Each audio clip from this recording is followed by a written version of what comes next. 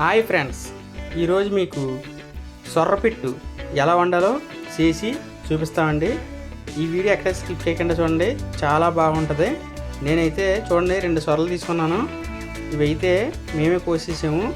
ఇవి కొద్ది పెద్ద పెద్ద ముక్కలు కోసేసి ఉడకబెట్టేసుకోవాలి.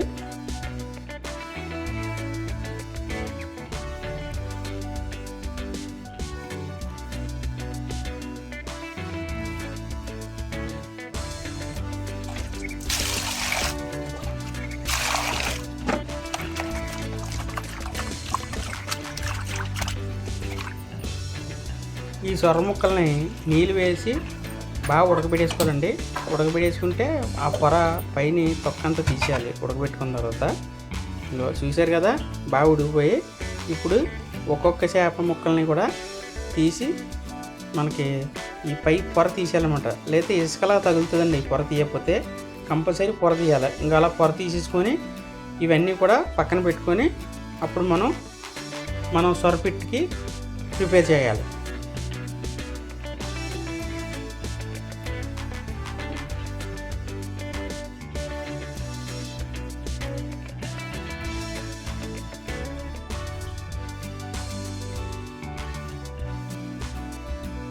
ఈ పొర తీసిన చేప ముక్కలన్నీ కూడా మనం చిన్న చిన్న ముక్కలుగా చేసుకోవాలి. పాన్ ఎక్కిన తర్వాత 5 టేబుల్ స్పూన్ ఆయిల్ వేసుకోవాలండి. ఆయిల్ మరిగిన తర్వాత ఒక ఎల్లుల్లిపాయ తీసుకొని ఇలా రేకల కింద తీసుకొని వేసుకోవాలి. కొద్ది ఎల్లుల్లిపాయలు కొద్దిగా ఎక్కువ వేసుకోవాలండి. అలాగే జీలకర్ర 1 స్పూన్ జీలకర్ర వేసుకోవాలి.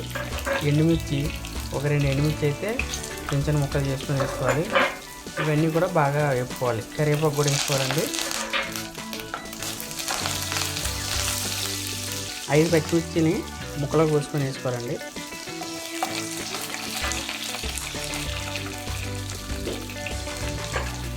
ఒక స్పూను అల్లం వెల్లుల్లి పేస్ట్ కూడా వేసుకోవాలి.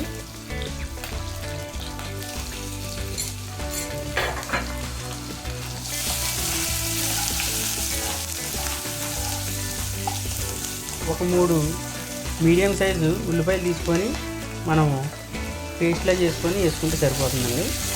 అంటే ఒక 5 స్పూన్లు వస్తుంది. ఆనియన్ పేస్ట్ కూడా వేసుకోవాలి. ఇవన్నీ కూడా బ్రౌన్ కలర్ వచ్చే వరకు వేపుకోవాలి. అలాగే పసుపు అండి, పసుపు ఒక 1/2 టీ స్పూన్ పసుపు కూడా వేసుకోవాలి.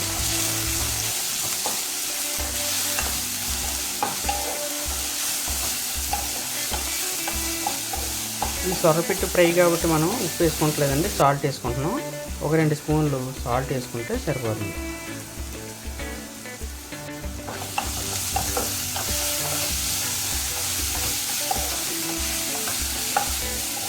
అల్లం వెల్లుల్లి పేస్ట్ ఆనియన్ పేస్ట్ బాగా ఎగేయండి. ఇప్పుడు 1 స్పూన్నర రెడ్ చిల్లీ పౌడర్ కూడా వేసుకోవాలి. కారం అయితే మేము ఆడించిన కారం వాడతామండి. అలాగే ఇది కొంచెం మాడి పడుతున్నట్టు అనిపిస్తే మన మసాలాలో తీసుకున్న కొంచెం వాటర్ ఉంటుంది కదా, ఆ కాస్త వాటర్ వేసుకొని బాగా కలుపుకొని అలాగే వేసుకోవాలి.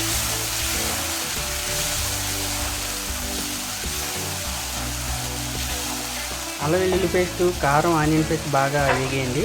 ఇప్పుడు మనం ముందుగా రెడీ చేసి పెట్టుకున్నాం కదా, ఈ సొరపిట్టుని కూడా ఇందులో వేసుకొని బాగా కలుపుకోవాలి. ఈ సొరపిట్టు ఇలా వేసుకోవడం వల్ల ఏంటంటే టేస్ట్ చాలా బాగుంటుందండి. ఇప్పుడు ఇందులో ఉన్న వాటర్ కంటెంట్ అంతా కూడా తగ్గి ఆరిపోయే వరకు మనం అలా కలుపుతూ ఉండాలన్నమాట.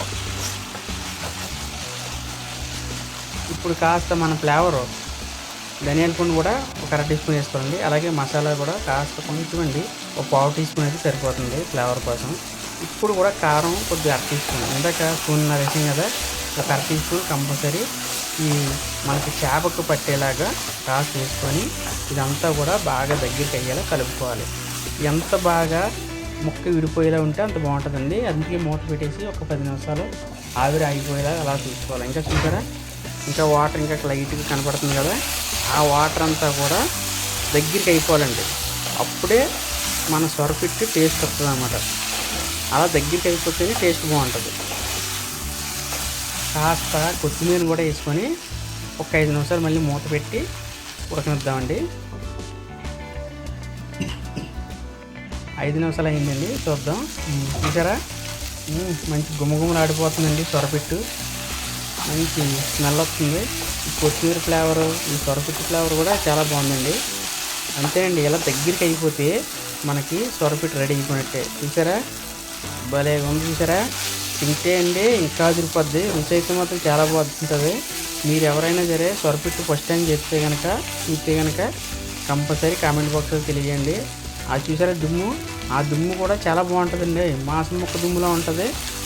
మనకి నానువారి ముక్క అంటారు కదా మటన్లోని, అలా ఉంటుందండి ఆ దుమ్ము. ఈ ముళ్ళు కూడా దుమ్ములో ఉంటుంది. చాలా బాగుంటుంది అనమాట. ఇలా ఉడకబెట్టాం కదా, దానివల్ల టేస్ట్ మరింతగా వస్తుందండి. ఇదైతే మాత్రం చాలా బాగుంటుంది సొరపిట్టు. మీరు ఎప్పుడైనా అలా చేసుకుంటే, ఎవరన్నా చేసుకుని ఉంటే ఒకసారి కంపల్సరీ కామెంట్ బాక్స్లో తెలియజేయండి. మీరు ఎలా చేస్తారో ఒకసారి చెప్పండి. ఇదైతే మాత్రం సర్వింగ్ బౌల్లో తీసి సర్వ్ చేసుకుందాం. ఫ్రెండ్స్, ఇంతసేపు మా వీడియోని మీరు అందరూ చూసినందుకు చాలా ధన్యవాదములు. అలాగే మీకు ఇంకా ముందుకి ఇంకా మంచి వీడియోలు వస్తాయి. మన ఛానల్ని సబ్స్క్రైబ్ చేసుకోండి. అలాగే మీ ఫ్యామిలీ మెంబర్స్ కూడా షేర్ చేయండి. ఓకే ఫ్రెండ్స్, అందరికీ ధన్యవాదములు.